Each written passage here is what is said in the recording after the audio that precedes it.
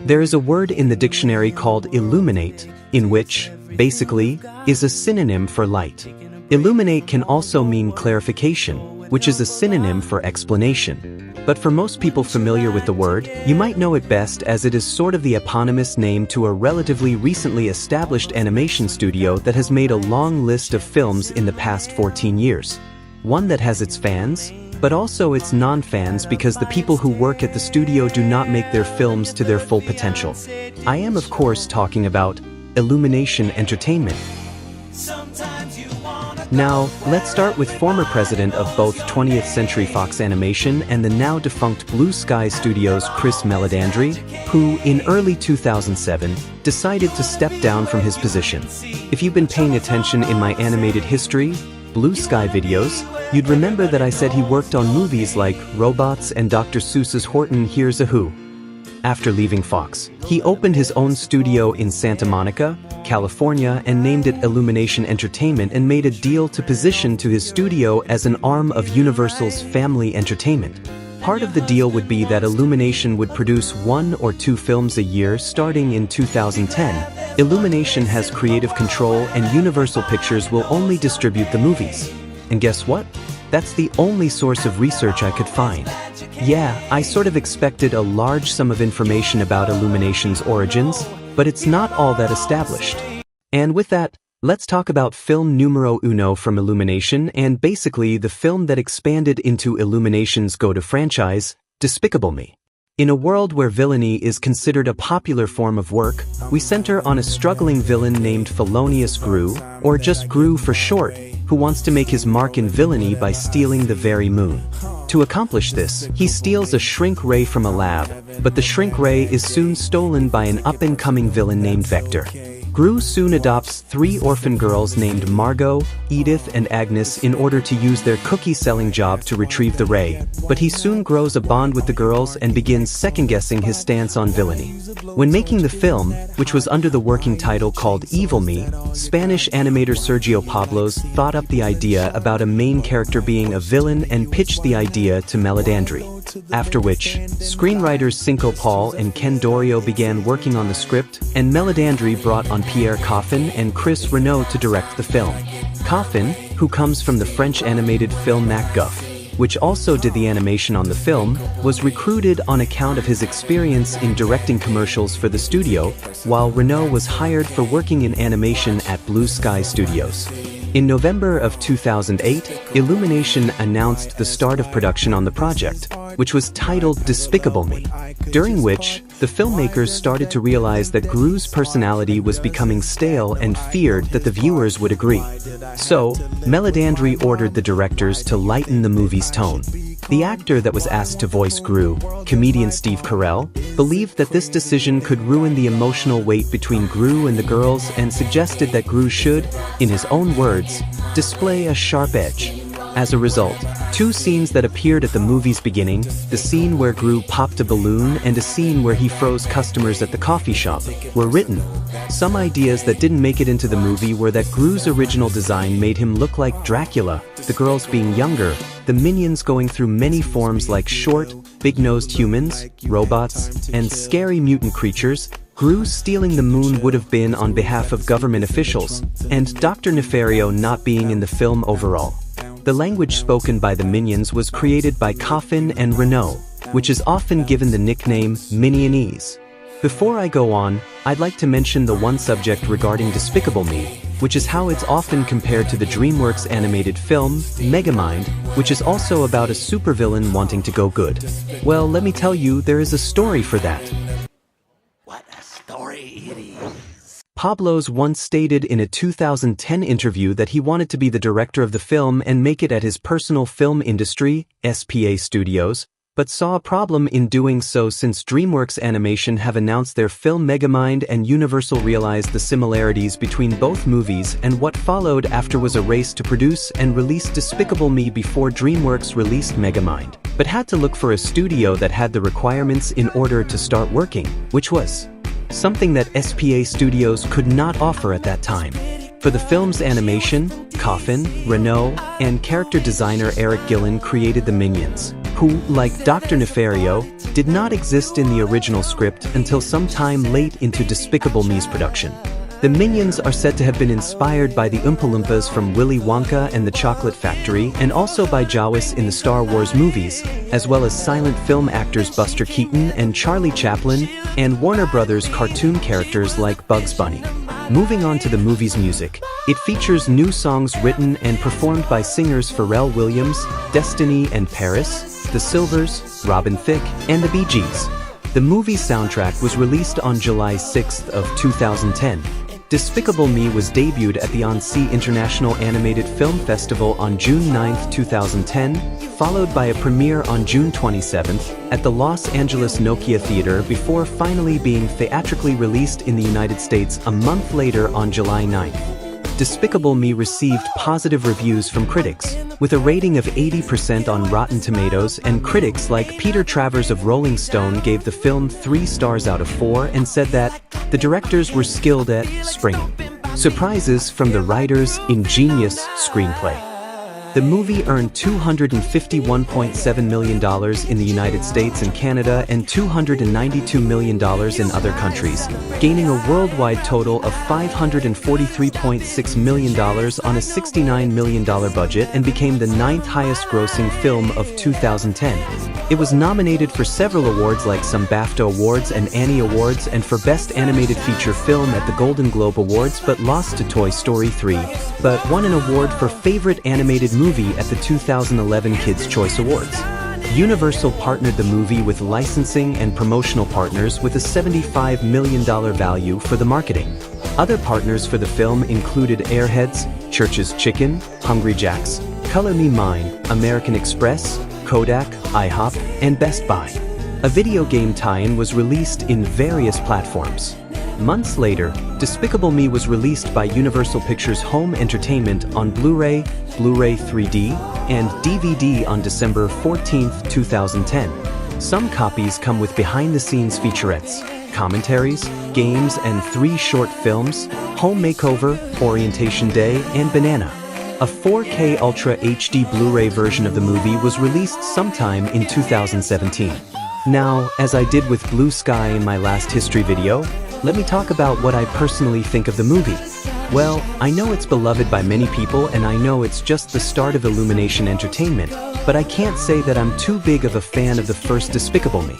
I don't hate the movie, I just think Illumination produced better movies down the line, though that didn't stop me from seeing the movie when it came out around when I was 13. There are some things I do admire about it, like the whole villain motif and how it introduced me to actor Jason Segel. Despicable Me is as good of an original animated feature as one can make, and I will say that Illumination has certainly started off strong with it, much like how Blue Sky did with Ice Age, especially since, like Ice Age, it became a well-known franchise in the ensuing years, but let's save that for later.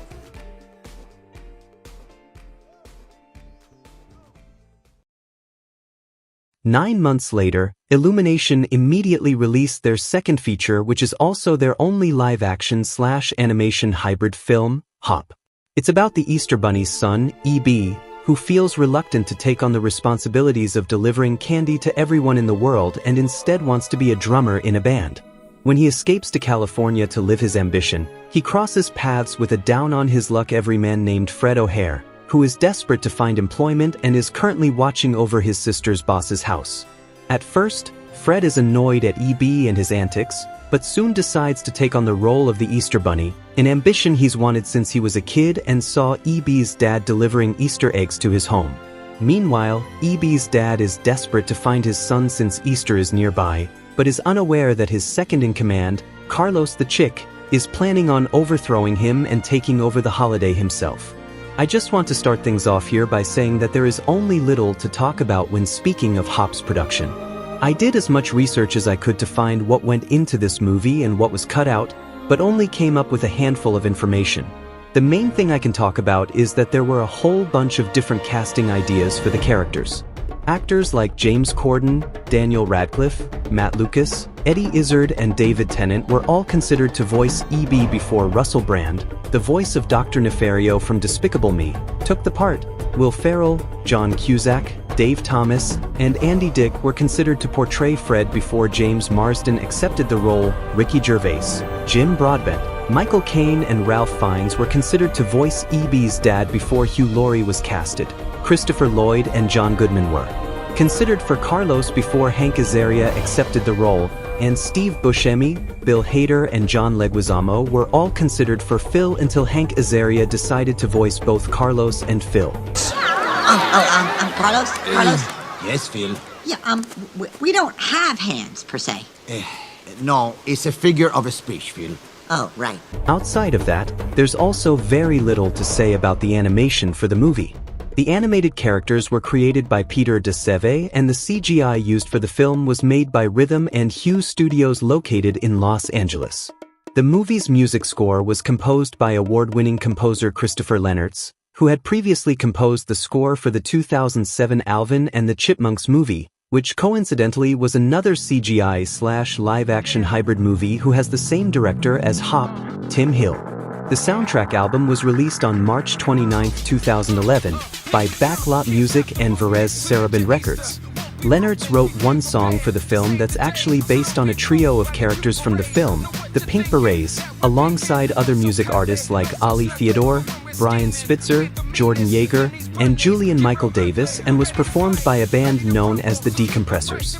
Hop had an premiere at Universal Studios Hollywood on March 27, 2011, before getting a wider release 5 days later on April 1st. Hop received negative reviews from critics, complete with a 24% on Rotten Tomatoes, with the consensus on the website saying, "It's impressively animated, but Hop's script is so uninspired that not even James Marsden's frantic mugging can give it any bounce." It is, as of to date, Illumination's lowest reviewed film on the website. Despite this, the movie earned $188 million at the box office, against its $63 million budget, making it a modest box office success. Hop was also nominated in 2 categories at the 2011 Golden Trailer Awards for 2 of their TV spots. The film's character animator Andrew Arnett was nominated for Outstanding Achievement for Character Animation in a Live-Action Production at the 39th Annie Awards ceremony. At the Golden Reel Awards 2011, Hop was nominated for Outstanding Achievement in Sound Editing feature _. Now, to talk about my thoughts on the movie, I actually agree with the general opinion of Hop and would rank it as the lowest Illumination film.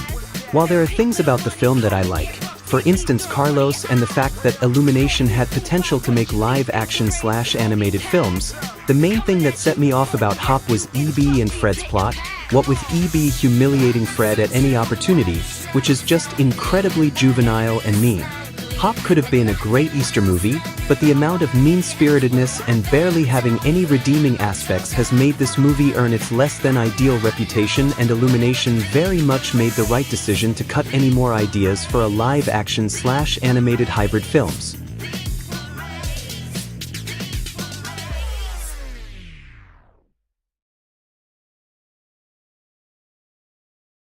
Before I go into the next movie Illumination released, I just would like to give a quick reminder to what I said before introducing Horton Hears a Who in the second part of my animated History Blue Sky Studios video. To anyone who doesn't remember. Before I talk about the next film Blue Sky made after Ice Age 2, I'd like to talk about one of the most famous children's books authors known to man, Theodore Seuss Geisel, or to anyone who knows him better by his pen name, Dr. Seuss. This guy has created an entire batch of children's books that are filled to the brim with rhymes like no other. A majority of those books were made into animated short films that often appeared on television throughout the 1960s and beyond. Film-wise though, well, at the start of the millennium, long after Seuss kicked the bucket, it seemed like the good doctor's works were about to be turned into blockbuster masterpieces. However, it didn't take long for that dream to die. 2 of Seuss's works were made into live-action films, How the Grinch Stole Christmas, which was released in 2000, and The Cat in the Hat, which was released in 2003. However, going back to what I said about the dream of Dr. Seuss movies being masterpieces dying, the latter movie ended up seemingly being the cause of that, as the reviews The Cat in the Hat got from both critics and audiences were extremely negative, alongside Seuss's then-living widow, Audrey, who considered the movie to be such an insult to her late husband's work that, as the executor of Seuss's estate, She put a complete ban on her late husband's works being made into live-action films from here on out. That one is more of a loose adaptation. However, Audrey did not issue the same restrictions for animated films. And with that, we come to the second CGI animated Dr. Seuss movie, The Lorax. It's about Ted Wiggins, a preteen boy who wants to impress a girl named Audrey by trying to find a tree. On the advice of his grandmother, he escapes his artificial town of Thneedville and locates a recluse called the Onceler, who tells Ted through a series of visits about how he's responsible for the extinction of the trees and about a grouchy orange creature named the Lorax, who defended the trees. Ted's visits to the Onceler don't go unnoticed by Thneedville's greedy mayor, Aloysius O'Hare, who sees trees as a threat to his business of selling air and becomes determined to stop Ted's journey. The idea for this movie was thought up by none other than Seuss's widow herself, Audrey Geisel, who again, if you've been paying attention to my Blue Sky Look-Back videos, collaborated with producer Chris Meledandri to work on Horton Hears a Who. She reapproached Meledandri after he found Illumination and told him, "This is the one I want to do next." The film was announced in July of 2009, with Meledandri being the producer and Geisel being the executive producer. Chris Renault and Kyle Balda were said to be the director and co-director of the movie respectively, while screenwriters Cinco Paul and Ken Dorio, who wrote the script for Horton Hears a Who, and the past 2 Illumination films that I've covered, were hired to write the screenplay for The Lorax. In 2010, character actor Danny DeVito signed on to voice the little orange creature with the big mustache himself. And just to put it out there, it does feel kind of formulaic since DeVito is typecasted as the cantankerous old man trope seen in a whole bunch of other media starring him. One thing that I can appreciate about this casting though is that DeVito offered to voice the Lorax in some of the foreign dubs of the film, including Italian. Ti chiamano Celina, eh? Sei contento? Hai riempito il vuoto che hai dentro. Termin. E vereți gleitzing. Spanish for both European and Latin American, Eres una mujer? and Russian. Zervatistru. 9 рубил. Zervatistru bill. Okay, I got it. Getting into some ideas that were tossed around for the film, the Onceler was planned to have a non-human appearance ranging from looking like other Seuss characters like the Grinch or the character who Sam I Am implores to eat green eggs and ham before the filmmakers decided to settle with a human design. This was not well received by the fandom, however, since most Dr. Seuss purists consider even giving the Onceler a face to be a disservice, though personally, I didn't really mind it all that much.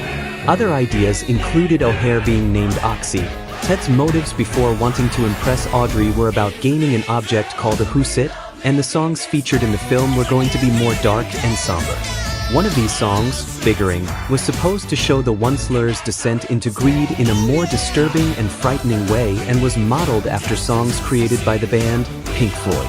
This entire number was vetoed by the executives at Universal and was replaced by the more goofy yet still creepy song, How Bad Can I Be?